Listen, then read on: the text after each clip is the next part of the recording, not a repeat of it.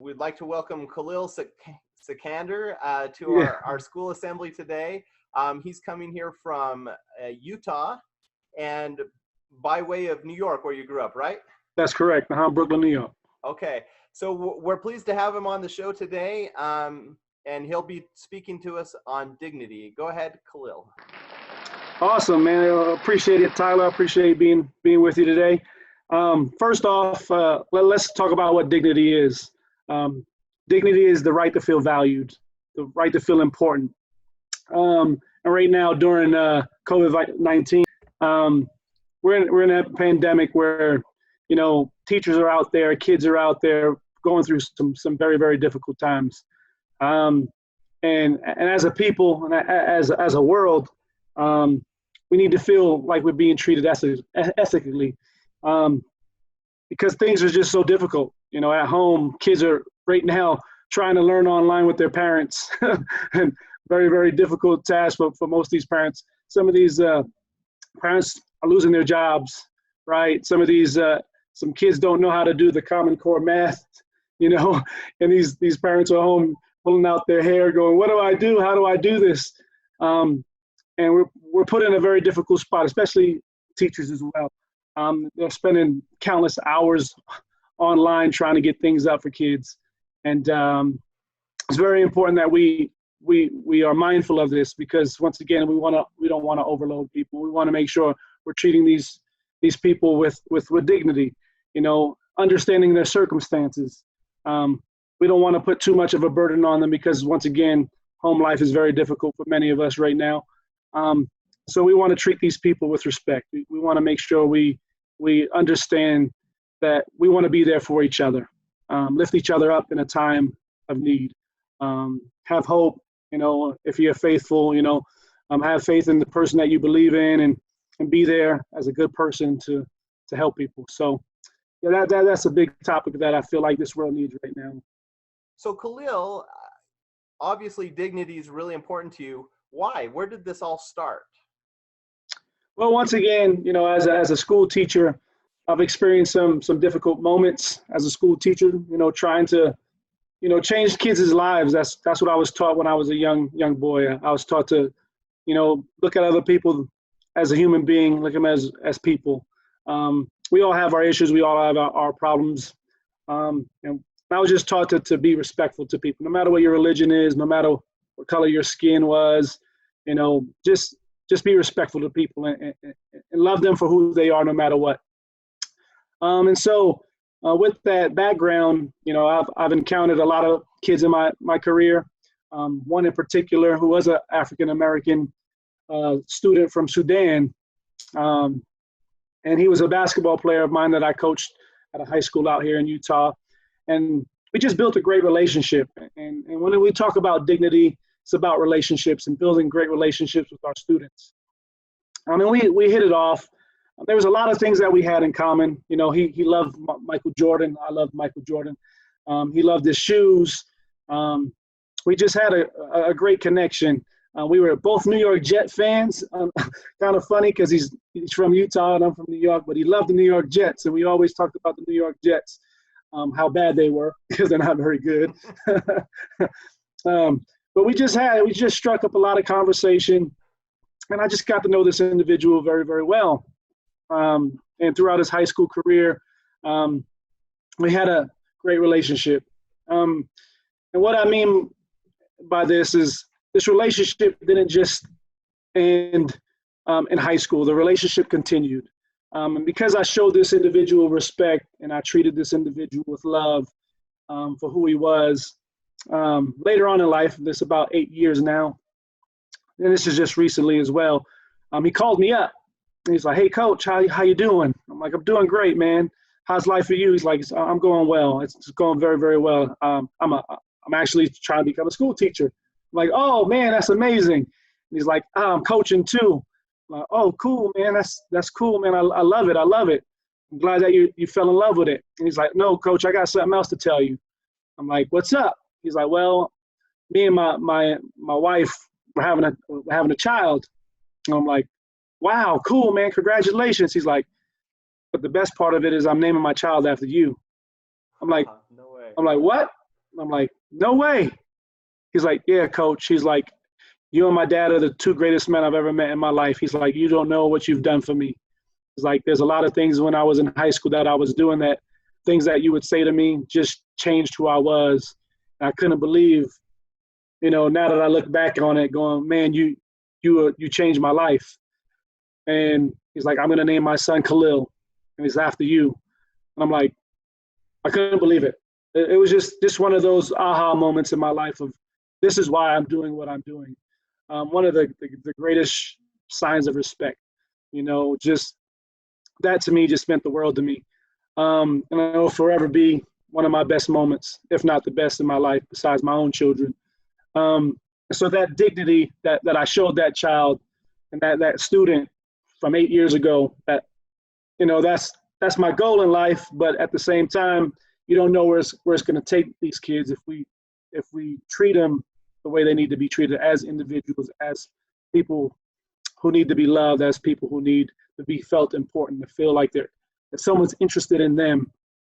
And so it's just a great moment of why people need to be treated with dignity and why they need to be respected and feel valued. It's very, very important, especially in difficult times. So that's an incredible story, Khalil. And obviously you had a huge impact on this student, that he'd name your son after him, after you. Can you think back to when you were coaching him and when you were working with him? When you talk about dignity, now obviously you treated him like a human being and you gave him the respect that he deserved.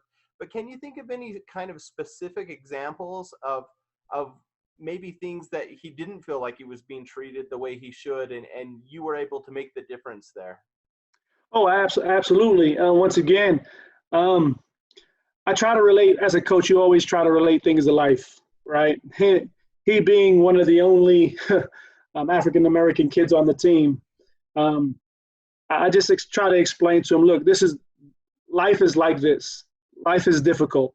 You're going to be put in challenging situations in which, if you treat other people with respect, and if you are willing to get outside the box and not be afraid to share who you are, people will see a deeper side of you. People will see the real person, not just the outside, but they'll see the inside. They'll see your heart.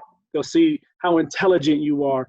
They'll see what you're great at, what your weaknesses are, so they can help you at those weaknesses. They will lift you up when you're down. You can be able to lift people up when they're down. And so I just try to instill that in him. And I believe, he caught a glimpse of that. And so when he caught a glimpse of that, it really took off for him. And once again, just in a basketball environment, he wasn't the most athletic kid on the basketball team, right? He wasn't the fastest, but if he worked hard, if he had a good work ethic, if he was a great teammate, people respect that. People want to be around that. People want to learn from that. And he showed that. He was a great leader. And people look past all those other things when they see that in a person. And there's just many moments with that individual.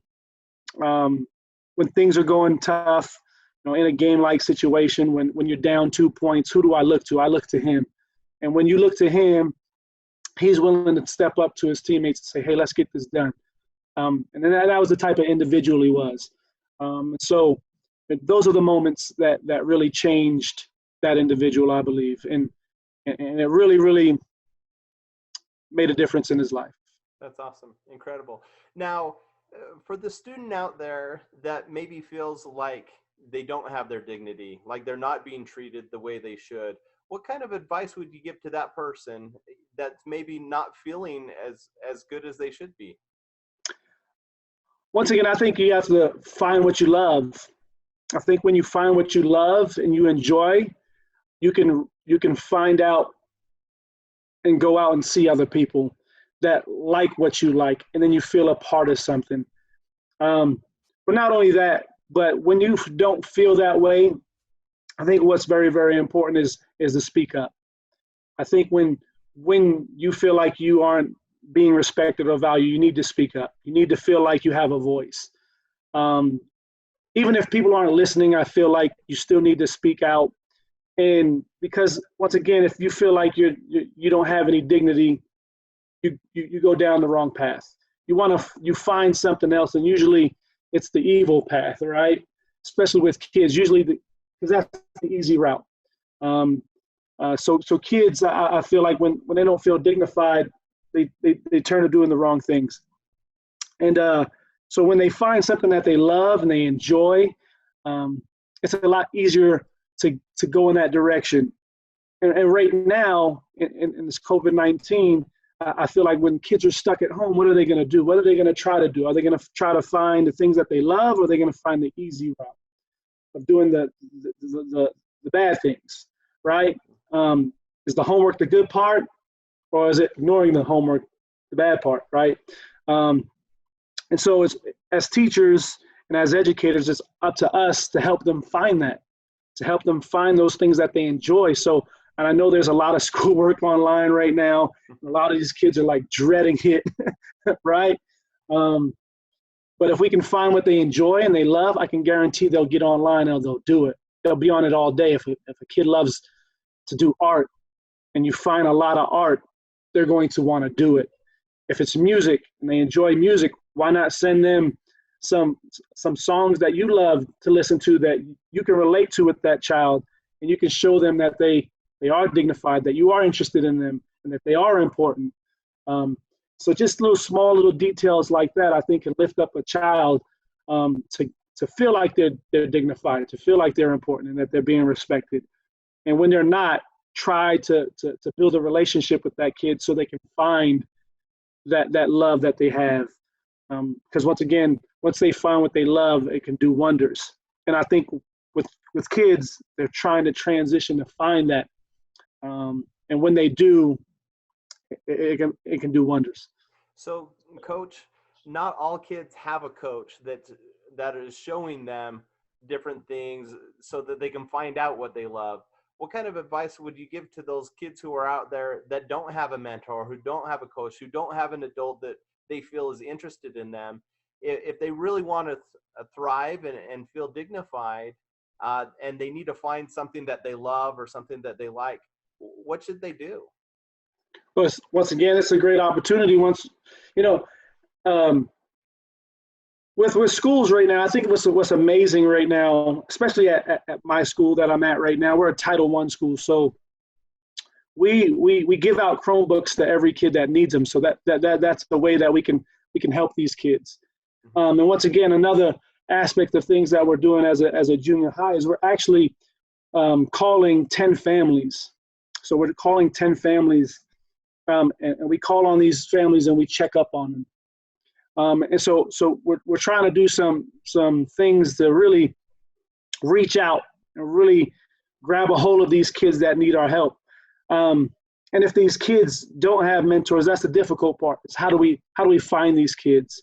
And once again, as a school, I think we're doing a good job of finding these individuals. Right now, it's very, very difficult. Once again, a lot of these kids don't have access to that. And so another idea that one of my elementary school that my kids go to, we actually just did a parade, a school parade. Yeah. It was pretty cool. So we just walked outside of our houses, and all the teachers drove in their cars and they drove by. And we can actually kind of see what's going on in our neighborhoods and see what's going on and see what the neighborhood's looking like. And I know we have to practice social distancing and things of that nature, and our schools are trying to do the best we can. But once again, these kids who need these helps that we need the help that we can't find, I really hope, if I can, even through this message here, they're looking online and looking at trying to find things. They could get online and just go find something they love. Go find an individual that just loves what they love. It's just very hard in this environment to really grab those kids. And I don't know if there's a perfect way to do it, but I think we are taking the steps and trying through technology and through what our schools are doing right now. So very, very difficult task, nonetheless, to try to find those kids who don't feel that way or don't know who to go talk to. Fortunately, we do live in a connected world, and so it does open up avenues for students that we haven't had previously, that kids can reach out. Earlier, you talked about speaking up. If you felt like you weren't being dignified, or if you're being disadvantaged in some way, to speak up. A lot of kids don't have the courage to speak up. It's hard, or they don't know who they should speak to. Who would you recommend kids seek out if they're struggling with something? Who are their best go-to sources to speak out and say, hey, I feel like I'm being treated unfairly? Yeah, once again, I think that's important. It's the people you trust, and that's why teachers are so important. And educators are so important to build those relationships so they can. And I know it doesn't happen with everyone, but I've been in situations where I've had people who trusted me. I've had players who've come talk to me about using drugs, for instance, because I was willing to invest in these individuals. I was willing to put in the time to have one-on-one conversations with them. I was willing to have time to have conversations with their parents and build relationships with their parents. So we can have the tough conversations. And I think people are afraid of the tough conversations because, one, they're afraid of the truth. The truth hurts. And when someone is told the truth, it's very hard to take. So it's just a matter of building really, really trusting relationships, being able to be a place of safety where kids can come to you and it's not going to go out to the world. And that's what kids are afraid of. Kids are afraid of that their entire life is going to be put out there. And it's our responsibility as educators to not do that to them. And they feel that you do value them. Once again, it comes down to that dignity again, that you do value them, that their voices are heard. And if it's heard, and something needs to be done when it's heard. And I think a lot of the times kids, when they voice their opinions or voice who they are, it's shut down. It isn't given any validation. And when it's not given any validation, the next time they want to come talk to you, they're probably not going to. And so once again, just, being there, having relationships, being a go-to is very, very important for these kids. So be a trusting adult for sure. That's awesome. Well, Khalil, thanks for joining us at our virtual assembly this morning. We're pleased to have you on. If people want to know more about you and what you're doing, where can they go? Where can they find you? Well, I'm on Facebook at Khalil Sikander. I'm on Instagram at Khalil Sikander Dignity. I'm on LinkedIn, Khalil Sikander Dignity as well. So reach out if you have questions, if you want any advice, I'm on there. Hit me up. I'm more than willing to come to schools and come talk to your kids, talk to teachers about dignity. Love to get the word out there of how to help kids and help teachers treat each other with respect and get to a world of where we love each other a little bit more. So, yeah.